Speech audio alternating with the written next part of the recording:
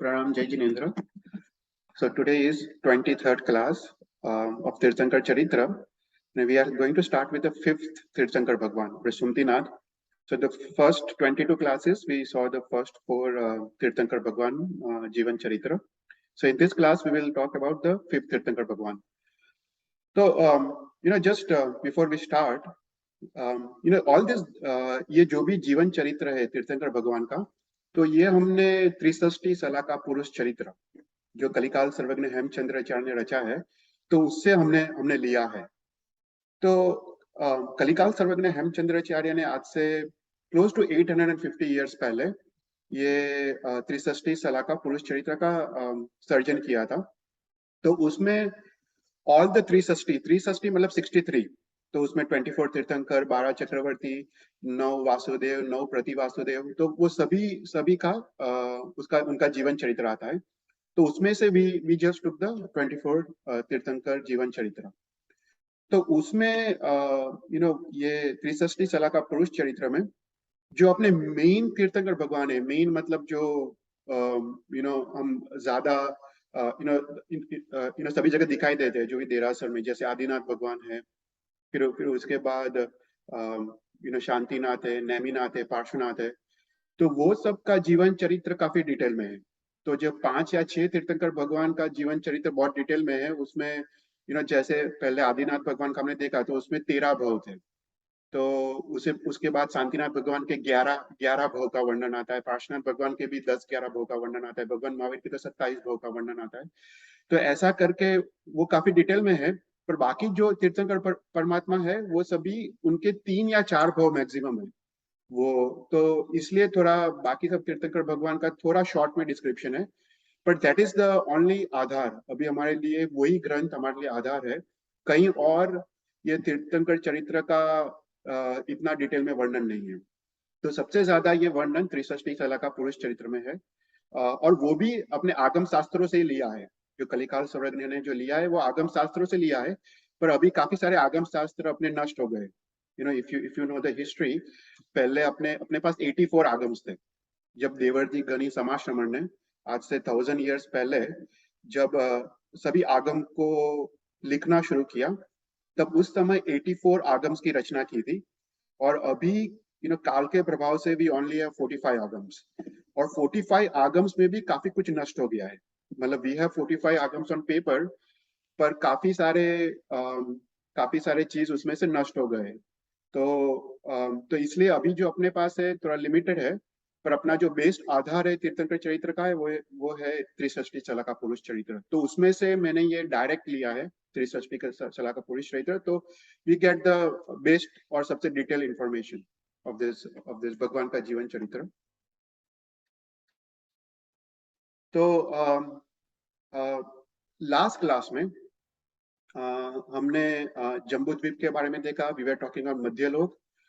तो थोड़ा छोटा सा रिवाइज कर लेते हैं, and we went into lot more details. Jambudweep हम आई थिंक लास्ट 7-8 क्लास से ले रहे हैं, और अभी इस क्लास में we are going to talk about Lavan Samudra. हम जम्बूद्वीप के बाद लवण समुद्र है, तो आज हम लवण समुद्र के बारे में थोड़ा डिटेल में देखेंगे।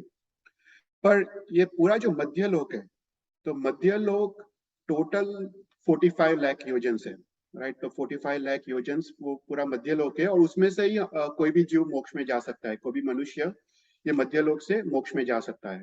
और मध्यलोक के बाहर जो भी अपने द्वीप समुद्र है, वहां से मोक्ष मार्ग बंद है। तो सबसे सेंटर में हमने देखा कि मेरू पर्वत है। ये मेरू पर्वत 1 लाख योजन ऊंचा है, और उसका डायमीटर 10,000 योजन है। और उसके सराउंडिंग पूरा जम्बूद्वीप है। तो जम्बूद्वीप भी 1 लाख योजन है। जो मेरू पर्वत की हाइट है, वही डायमीटर जम्बूद्वीप का है। और हम लोग दक्षिणार्ध जम्बूद्वीप जो भरत क्षेत्र है, वहां पे हम रहते हैं। तो ये पूरा जम्बूद्वीप है। हमने देखा कि वो 7 क्षेत्रों में विभाजित है, और जो कुलधर या वर्षधर पर्वत है, वो पूर्व से पश्चिम की ओर रन करते हैं, और पूरे जम्बूद्वीप को 7 क्षेत्रों में विभाजित करते हैं। तो ये जो जम्बूद्वीप है, जम्बूद्वीप के बाहर एक दीवार है या कोट है, और उसको जगती कहते हैं। It's like more like a boundary wall. तो हमने जैसे लास्ट पिक्चर में देखा था, मेरा अगर पॉइंटर दिखाई दे, तो यहाँ पे एक बाउंड्री वॉल है पूरा सराउंडिंग जम्बूद्वीप, तो उसको जगती कहते हैं शास्त्र में। और ये जगती के चार दिशा में चार द्वार है। ओके,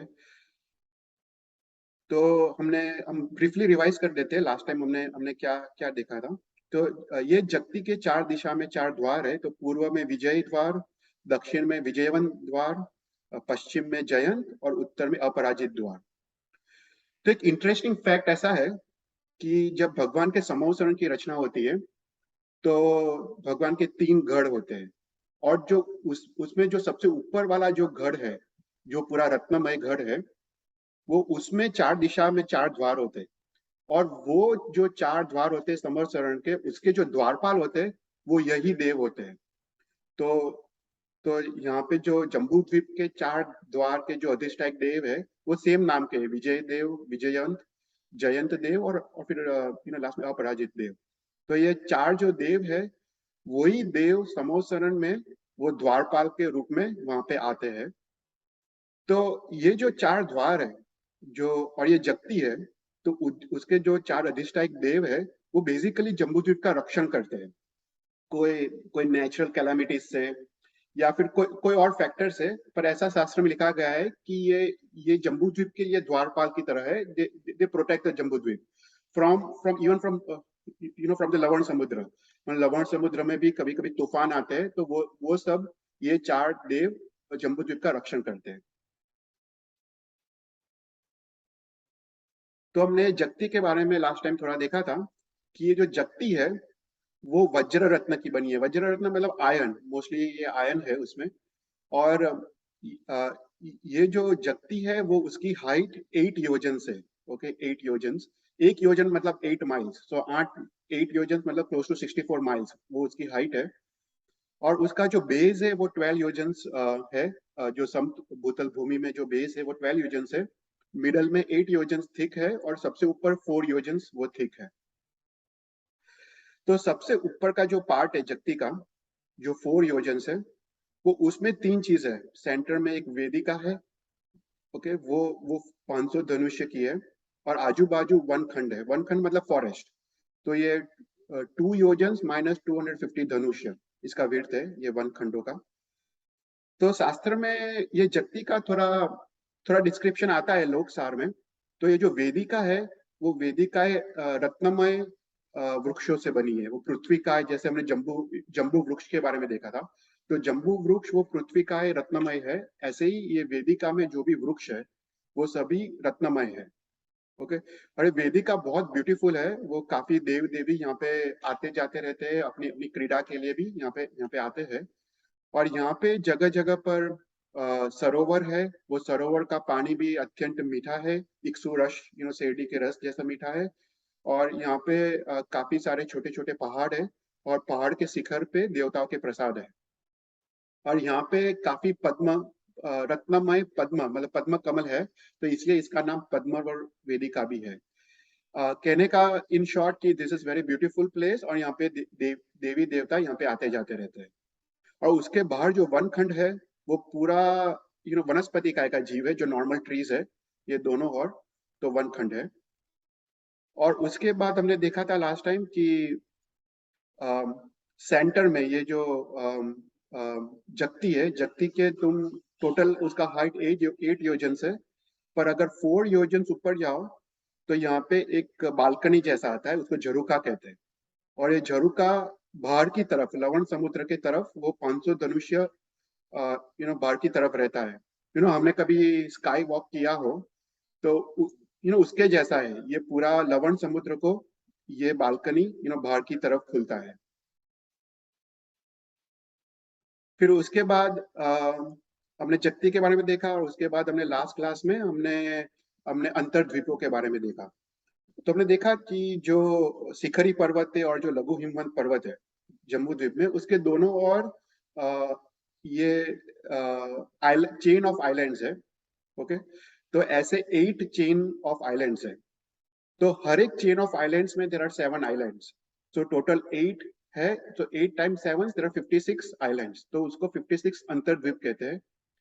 अभी ऐसा है ना कि दिगंबर जो शास्त्र है ना, दिगंबर के शास्त्र में 96 अंतर्द्वीप का उल्लेख आता है, पर अपने श्वेतांबर शास्त्रों में 56 अंतर्द्वीप का उल्लेख आता है. सो देयर इज सम थोड़ा डिफरेंट है, पर अपने में भी वी कंसीडर देयर आर 56 अंतर्द्वीप. तो हमने ये लास्ट टाइम अंतर्द्वीपों के बारे में देखा. तो ये अंतर्द्वीप जो है उसमें सदा युगलिक काल है, उसमें थर्ड आरा चल रहा होता है, और यहाँ के मनुष्य 800 धनुष्य ऊंचे होते हैं, वो निरोगी होते हैं, रोग शोक उपद्रव रहित होते हैं, और वो पुण्यवंत होते हैं, वो मंद कषाई होते हैं, और मरने के बाद वो यूजुअली वैमानिक देवलोक में उत्पन्न होते हैं.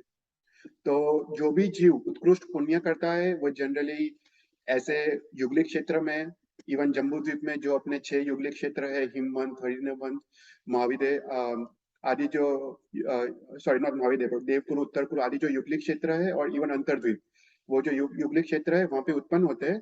और वहां पे सिंस उनका कषाय बहुत मंद होता है और सभी व्यवहार उनका कल्पवृक्षों से होता है, वो सभी जीव मर के वैमानिक देवलोक में उत्पन्न होते हैं, जनरली फर्स्ट वैमानिक देवलोक में उत्पन्न होते हैं. फिर उसके बाद हमने देखा कि जो अंतर्द्वीप है उसके नाम हमने देखे थे, कि जो नॉर्थ ईस्ट कॉर्नर है उसमें जो 7 अंतर्द्वीप है उसके नाम हमने देखे, एकोरूप, हयकर्ण, आदर्शमुख, अश्वमुख, अश्वकर्ण, उल्कामुख और दंदन. तो ऐसा करके शास्त्र में सभी 56 अंतर्द्वीपों के नाम है. यहाँ पे ये सिर्फ एग्जाम्पल है of 7 antardweep in the north east corner, जो ईशान कॉर्नर है ना उसमें. तो ये अंतर्द्वीप की रचना ऐसी है कि if you start from the जगती, जो अपनी जगती है, यहाँ पे जो जगती है, जगती की दीवार है, वहां से इफ यू गो 300 योजन्स तो पहला अंतर्द्वीप आता है, और वो अंतर्द्वीप इज 300 बाई 300 योजन्स. फिर उसके बाद इफ यू गो 400 योजन्स, सेकंड अंतर्द्वीप आता है, वो भी 400 बाई 400 योजन्स है.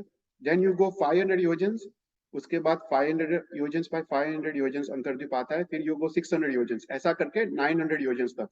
सो लास्ट जो अंतर्द्वीप है वो 900 योजन्स बाई 900 योजन्स उसका स्क्वायर है.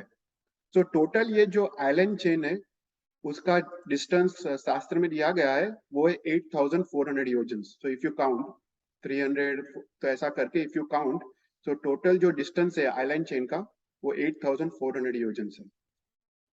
ओके, तो यहाँ तक हमने देखा था लास्ट टाइम. तो अभी हम थोड़ा और डीप में जाते हैं. तो today we are going to talk about Lavan Samudra. तो हमने जम्बूद्वीप के बारे में देखा. जम्बूद्वीप का जो डायमीटर है वो 1,00,000 योजन है, पर जो लवण समुद्र है उसका विस्तार 2,00,000 योजन है. मतलब यहाँ पे जो picture it does not justify, पर ये जो पूरा जो जम्बूद्वीप है ये 1,00,000 योजन है, और this is twice as Jambudvipa. इतना जो डिस्टेंस है ना, so actually it should be all the way here, पूरा यहाँ तक होगा, पर वो मैप में फिट नहीं होता है, इसलिए इसको छोटा दिखाया गया है. पर उसका विस्तार, लवण समुद्र का विस्तार 2,00,000 योजन है, twice the diameter of Jambudvipa. तो ये जो लवण समुद्र है, तो लवण मतलब क्या? लवण मतलब खारा, सॉल्ट. सॉल्ट को लवण कहते हैं. तो इसका पानी खारा होता है, राइट. अपना जो लवण समुद्र है, it's we have salty water. अपना जो सी है वो सॉल्टी है, तो इसलिए उसका नाम लवण समुद्र रखा गया है. और इसका जो लवण समुद्र के जो अधिष्ठायक देव है उसका नाम सुशिष्ट देव करके है. शास्त्र में उसका वर्णन आता है.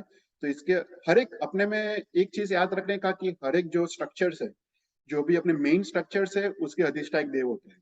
जैसे जगती के जो 4 द्वार है उसके भी अधिष्ठायक देव है. भरत क्षेत्र, जो भी क्षेत्र है, जो भी पर्वत है उसके अधिष्ठायक देव होते हैं. उसी प्रकार लवण समुद्र के अधिष्ठायक देव का नाम है सुशिष्ट देव. ओके, तो अभी जो ये लवण समुद्र है, लवण समुद्र के 2 किनारे हैं. ओके, तो एक किनारा तो जम्बूद्वीप की तरफ है, पर दूसरा किनारा घाटकी कंठ है, राइट. तो यहाँ पे ये समुद्र खत्म होने के बाद वापस एक लैंड मास आता है जो जिसका विस्तार 4,00,000 योजन है. तो वो घाटकी कंठ. तो लवण समुद्र के 2 किनारे हैं, एक अपना जम्बूद्वीप का किनारा है और दूसरा घाटकी कंठ का किनारा है.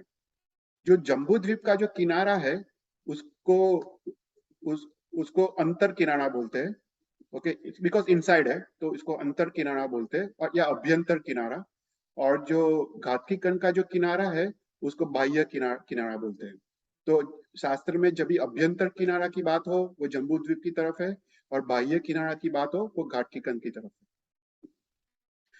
तो लवण समुद्र में काफी सारी चीजें हैं, there are so many things in Lavan Samudra. आज हम थोड़ा बहुत कवर करेंगे इसके बारे में। तो सबसे मेन क्या है कि लवण समुद्र के 4 दिशा में, ओके, पूर्व पूर्व पश्चिम उत्तर दक्षिण, ऐसे 4 दिशा में 4 पाताल कलश है। ओके, ये पाताल कलश के बारे में हम आज नहीं देखेंगे, हम नेक्स्ट क्लास में देखेंगे क्योंकि काफी काफी डिटेल में है। पर 4 दिशा में 4 पाताल कलश है। और उसके बाद ये ये जो 4 पाताल कलश है, ये पाताल कलश कैसे है कि अपने में जो लवण समुद्र में जो जो वेव्स जो जनरेट होते हैं, राइट, हम जो सीज में, हम जो इंडियन ओशन या कहीं पे भी जो हम वेव्स देखते हैं, ये पाताल कलश के वजह से है। साइंस के हिसाब से जो जो भरती या ओट आती है या वेव्स आते हैं वो चंद्र के वजह से आते हैं। पर अपने शास्त्र में ऐसा उल्लेख नहीं है। वो चंद्र के साथ रिलेटेड है, पर ये जो वेव्स हम जो देखते हैं और जो जो टाइड्स और वो सब देखते हैं वो ये पाताल कलश की वजह से है। और उसका हम थोड़ा डिटेल नेक्स्ट क्लास में देखेंगे। पर लवण समुद्र, तो लवण समुद्र के 2 किनारे हैं, एक है यहाँ पे जम्बूद्वीप का किनारा है और दूसरा घाट की कंद का किनारा है। अभी उसका विस्तार तो टोटल 2 लाख योजन है। ओके, तो यहाँ पे if you start from Jambudvipa के किनारे से अगर स्टार्ट करो, तो यहाँ पे जो भूतल भूमि है, जो लैंड है, वो नीचे होते जाता है। ओके, फॉर अप टू 95,000 योजन्स। तो शास्त्र में कहा गया है कि if you go for example 95 centimetres, तो उसका जो भूमि जो नीचे जाती है वो 1 सेंटीमीटर है। इफ यू गो 95 मीटर्स, भूमि जो नीचे जाती है वो 1 मीटर है। इफ यू गो 95 योजन्स, जो भूमि का डेप्थ 1 योजन है। और सिमिलरली इफ यू गो 95,000 योजन्स, भूमि का डेप्थ 1,000 योजन्स है। तो ऐसा करके जम्बूद्वीप से स्टार्ट होके यू गो 95,000 योजन्स। ओके, तो यहाँ से भूमि वो नीचे होते जाती है, और मध्य भाग में उसका जो सबसे ज्यादा जो डेप्थ है वो है 1,000 योजन्स। और उसी प्रकार से यू स्टार्ट फ्रॉम घाट की कंड, जो दूसरा किनारा है, बाह्य किनारा। और सिमिलरली इफ यू गो 95,000 योजन्स, वो सिमिलरली वो नीचे जाती है भूमि, समभूतल भूमि। और बीच में सबसे ज्यादा डेप्थ है वो है 1,000 योजन्स ऊंचाई है। right? तो इसको, जो ये भूमि जो नीचे जाती है, उसको शास्त्र में गोतीर्थ कहते हैं। गोतीर्थ वो शास्त्र में नाम है। अगर तुम लोकसार जैसे शास्त्र पढ़ो तो उसमें काफी बार उल्लेख आता है गोतीर्थ का। तो गोतीर्थ मतलब जो डाउनवर्ड, जो भूमि नीचे जाती है, जो डाउनवर्ड जो भूमि जाती है, उसको उसको उसका नाम है गोतीर्थ, जो इंक्लिनेशन है। तो इफ यू कंसिडर 2 लाख योजन्स, उसमें 95,000 योजन्स प्लस 95,000 योजन्स, तो बीच में रहता है 10,000 योजन्स। जो ये 10,000 योजन्स जो मध्य भाग है, उसमें ऊंचाई 1,000 योजन है। ओके, फिर उसके बाद ये भूमि भूमि ऐसे नीचे जाती है। पर उसके अलावा जो अपना जो पानी है, जो लवण समुद्र का, if you start from Jambudvipa and if you go 95,000 योजन्स, वो पानी की हाइट भी बढ़ते जाती है। ओके, पानी की हाइट भी बढ़ते जाती है, और वो बीच में वो 700 योजन्स तक ऊपर जाती है। Okay, similarly on both the sides. You know अभी यू नो अभी if you think this scientifically, right, हम कभी ओशन में जाते हैं, तो काफी दूर जो शिप होती है ना, वो थोड़ी नीचे दिखाई देती है, वो पूरी दिखाई नहीं देती है। अभी जो साइंस की दृष्टि से ऐसा बोलते हैं कि अर्थ का कर्वेचर है, राइट। पर अपने जो शास्त्र में डिस्क्रिप्शन आता है, वो उसका कारण है कि पानी की हाइट, पानी की सपाटी धीरे धीरे बढ़ती जाती है। सो आई थिंक देयर इज कुछ तो कोरिलेशन है ये दोनों में। पर कहने का अर्थ है कि पानी की जमीन नीचे जाती है, उसके साथ पानी का हाइट भी इंक्रीज होते जाता है। तो सेंटर में जो पानी का हाइट है वो है 1,700 योजन से 1,000 योजन प्लस 700 योजन पानी ऊपर जाता है। ओके, तो टोटल जो मध्य भाग में है उसका जो हाइट है 1,700 योजन। तो ये बेसिकली लवण समुद्र का जो डेप्थ है। पर उसके बाद जो हमने पाताल कलश की बात की, राइट, तो हमने देखा कि 4 दिशा में 4 पाताल कलश है। तो ये पाताल कलश ये मध्य भाग में होते हैं। ओके, तो यहाँ पे नीचे ये जो समभूतल भूमि, यहाँ पे जो मध्य भाग है, उसके नीचे पाताल कलश है। तो शास्त्र में कहा गया है ये जो पाताल कलश है वो बेसिकली क्या है कि उसमें से वायु बाहर आता है, हवा हवा बाहर आती है, जो हम नेक्स्ट क्लास में थोड़ा डिटेल में देखेंगे। पर उसमें से वायु हवा बाहर आती है और वो पानी को ऊपर ऊपर पुश करती है, पानी को, क्यों हवा बाहर निकलने का ट्राई करती है। तो ये पूरा चंद्र से रिलेटेड है। जैसे साइंस में भी हमने देखा कि वो वेव्स और tides and everything is related to the cycles of moon. तो उसी प्रकार यहाँ पे भी अपने शास्त्र में भी चंद्र चंद्र का उल्लेख आता है। तो यहाँ पे ऐसा लिखा है कि जब पूर्णिमा का चंद्र होता है उस समय समभूतल भूमि से सबसे ज्यादा वायु आता है, वायु बाहर निकलता है और पानी टोटल 16,000 योजन तक ऊपर उछलता है। ओके, तो यहाँ पे 1,000 योजन से प्लस 700 योजन, ये पानी की सपाटी है। सो टोटल यहाँ से नीचे से लेके ऊपर तक वो 16,000 योजन तक ऊपर उछलता है। और फिर दोनों साइड वो पानी गिरता है और उसके कारण हम समुद्र में वेव्स देखते हैं। ओके, तो दोनों साइड हम जो हमारे हमारे जो वेव्स दिखाई देते हैं इवन ह्यूस्टन में, राइट, अगर हम बीच में जाए तो जो वेव्स दिखाई देते हैं वो इसके कारण है, जो अंदर से जमीन से वायु निकलता है और पानी को ऊपर की तरफ पुश करता है। तो जब पूर्णिमा का चंद्र होता है उस समय 16,000 योजन तक वो ऊपर जाता है। पर जैसे जैसे वो पूर्णिमा के बाद एकम बीज आदि आता है और अमास तक आता है, तो उसका हाइट कम होते जाता है और ये पानी 11,000 योजन तक ऊपर उछलता है। तो वो मून के साइकिल से वो रिलेटेड है। तो जैसे पूर्णिमा का चंद्र होता है वो सबसे ज्यादा वेव्स आते हैं, और हमने अभी भी देखा है, राइट, साइंस की दृष्टि से भी, कि फुल मून को सबसे ज्यादा वेव्स होते हैं और उसके बाद अमास के दिन सबसे कम वेव्स होते हैं। तो उसी प्रकार अपने शास्त्र में भी सेम उल्लेख आता है कि पूर्णिमा के चंद्र के वक्त ये टोटल ये जो ऊपर उछलता है वो 16,000 योजन से, और अमास के वक्त वो 11,000 योजन तक ऊपर उछलता है। और उसी के कारण हम भरती और ओट देखते हैं, राइट। पानी पीछे खींचता है और पानी आगे आता है, तो भरती और ओट उसी के कारण हमको दिखाई देती है। कोई कोई क्वेश्चंस?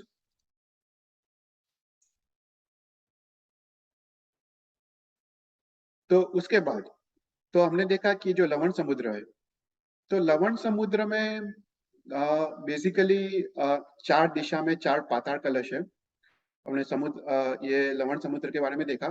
पर उसके अलावा यहाँ पे लवण समुद्र में काफी सारे तिर्यंच के जीव है। तो ये जो तिर्यंच के जो मत्स्य है, राइट, जो फिशिस है, वो मैक्सिमम 500 योजन तक बड़ी हो सकती है, 500 योजन तक। तो इतने बड़े animals, that is a maximum, जघन्य और उत्कृष्ट, राइट, उत्कृष्ट उनका जो हाइट है वो 500 योजन तक है, ये लवण समुद्र में। उसके बाद लवण समुद्र के बाद घाट की कंड आता है। घाट की कंड के बाद कलोदधी समुद्र आता है। तो कलोदधी समुद्र में जो मत्स्य है वो 700 योजन तक लंबे हो सकते हैं। और उसके बाद पुष्करावर द्वीप आता है और उसके बाद असंख्य द्वीप समुद्र आते हैं। और उसके बाद जो लास्ट आता है वो है स्वयंभू रमण द्वीप समुद्र। तो लास्ट जो स्वयंभू रमण समुद्र है उसके जो मत्स्य है वो 1,000 योजन तक वो बड़े हो सकते हैं। तो शास्त्र में कहा गया है कि ये तीन समुद्र, लवण समुद्र, कलोदधी समुद्र और लास्ट वाला स्वयंभू रमण समुद्र, ये तीन समुद्र में सबसे ज्यादा तिर्यंच के जीव है। आउट ऑफ असंख्य द्वीप समुद्र सबसे ज्यादा ये तीन समुद्र के में तिर्यंच के जीव है। बाकी सब समुद्र में तिर्यंच के जीव है पर उसकी मात्रा कम है। पर सबसे ज्यादा ये तीन समुद्र में तिर्यंच के जीव है। उसमें लवण समुद्र में 500 योजन, कलोदधी में 700 योजन और स्वयंभू रमण समुद्र में 1,000 योजन तक ये मत्स्य के जीव लंबे हो सकते हैं।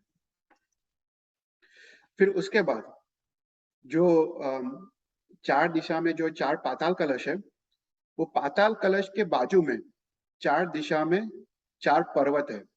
उसका नाम है वेलंदर पर्वत। ओके, जो चार दिशा में, जो पूर्व पश्चिम उत्तर दक्षिण में पाताल कलश के बाजू में, तो चार पर्वत है, वो है वेलंदर पर्वत। वो जगती से, ये जो जम्बू द्वीप की जगती है, जगती से 42,000 योजन दूर है ये चार पर्वत। और फिर उसके बाद चार विदिशा। ओके, जो विदिशा मतलब नॉर्थ ईस्ट, जो ये कॉर्नर्स है, नॉर्थ ईस्ट, साउथ वेस्ट और साउथ वेस्ट। तो उसमें 4 पर्वत है, उसका नाम है अनुवेलंदर पर्वत। सो 4 दिशा में वेलंदर पर्वत, 4 दिशा में अनुवेलंदर पर्वत। तो टोटल 8 मेजर पर्वत है लवण समुद्र में। तो ये जो 8 पर्वत है उसका डिस्क्रिप्शन शास्त्र में है कि जो 4 वेलंदर पर्वत है, पूर्व में है गोस्तुप, दक्षिण में है उदकभास, पश्चिम में है शंख और उत्तर में है दक्षिण। तो ऐसे 4 वेलंदर पर्वत है। और ये जो 4 पर्वत है, गोस्तुप पर्वत वो सुवर्ण का बना हुआ है, मतलब सुवर्ण मतलब उसमें गोल्ड ज्यादा है। उदकभास पर्वत अंक रत्न, शंख वो रूपा मतलब रजत मतलब सिल्वर, और दक्षिण में स्फटिक। तो ऐसे मतलब क्रिस्टल्स। तो ये 4 वेलंदर पर्वत है। और उसके जो अधिष्ठायक देव है वो सेम नाम के है। गोस्तुप पर्वत का अधिष्ठायक देव गोस्तुप देव है, उदकभास शिव, शंख का शंख है और दक्षिण का मनोशील। तो ऐसे करके उसके 4 अधिष्ठायक देव है। उसी प्रकार जो 4 अनुवेलंदर पर्वत है, north east, south east, north west और साउथ वेस्ट में, उसके नाम है कर्कोटक, विद्युत प्रभ, कैलाश और अरुणप्रभ। तो ईशान, अग्नि, वायव्य और नैत्रव्य। और इसमें जो अधिष्ठायक देव है उसके नाम भी सेम है, कर्कुटक, कर्दमक, कैलाश और अरुणप्रभ। और ये सभी रत्न के हैं। तो ये जो 8 पर्वत है, इसमें ये पर्वत के ऊपर देवताओं के प्रसाद है। जो अधिष्ठायक देव है उनके ही वहां पे प्रसाद है। और उसके बाद ये 8 पर्वत में एक एक शाश्वत जिन चैत्य भी है। जो अपने अपने जप चिंतामणि स्तोत्र में देखा था कि देर आर, किसको याद है, आई डोंट नो किसको याद होगा, but there are total 8 crore 56 lakh से ऊपर शाश्वत जिन चैत्य है। तो ये जो 8 पर्वत है उसमें हर एक पे एक एक शाश्वत जिन चैत्य है। ओके। अभी जो पर्वत है वो बेसिकली लवण समुद्र में है। मतलब इफ यू गो फ्रॉम जत्ती 42,000 इनटू द लवण समुद्र, तो ये पर्वत है। ये पर्वत की ऊंचाई 1721 योजन है। वी मोस्ट ऑफ दिस पर्वत क्या है कि वो समुद्र के नीचे है, राइट? क्योंकि क्योंकि वो समुद्र में है। तो तो सबसे नीचे से उसकी भूमि से वो उसका हाइट 1721 योजन है। और उसका जो बेस है वो 1022 योजन से बेस डायमीटर, और ऊपर का डायमीटर 430 योजन है। तो if you look at the map, यहाँ पे जम्बू द्वीप है, यहाँ पे घाटकी खंड है, और ये पूरा समुद्र है, राइट? तो इफ यू गो 42,000 योजन, यहाँ पे ये 8 पर्वत आते हैं, वेलंदर और अनुवेलंदर। तो 8 पर्वत की सेम हाइट है, 1721 योजन। पर मोस्ट ऑफ ये समुद्र के अंदर है। पर समुद्र के बाहर क्लोज टू 960 योजन समुद्र के बाहर है। ओके। और ऊपर का जो विड्थ है वो 424 योजन से, और यहाँ पे देवताओं के प्रसाद है और शाश्वत जिन चैत्य भी है। तो यहाँ पे शास्त्र में लिखा है जो वेलंदर और अनुवेलंदर पर्वत है उसमें देवताओं के प्रसाद है। वो प्रसाद जो पैलेस मतलब प्रसाद मतलब पैलेसेस, वो 62 योजन्स बाय 31 योजन्स है। और ये जो पैलेसिस है उसके मध्य भाग में रत्नमय पीठिका है जो 1 योजन बाय हाफ योजन है। और रत्नमय पीठिका के बीच में सिंहासन है।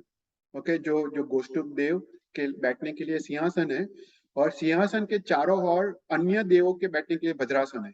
जो उनकी जो सभा होती है, उनके जो thousands of tens of thousands of dev की पूरी सभा होती है, उनको बैठने के लिए भद्रासन है। तो तो ये डिस्क्रिप्शन ऐसा शास्त्र में थोड़ा बहुत मिलता है ये सब पर्वतों का।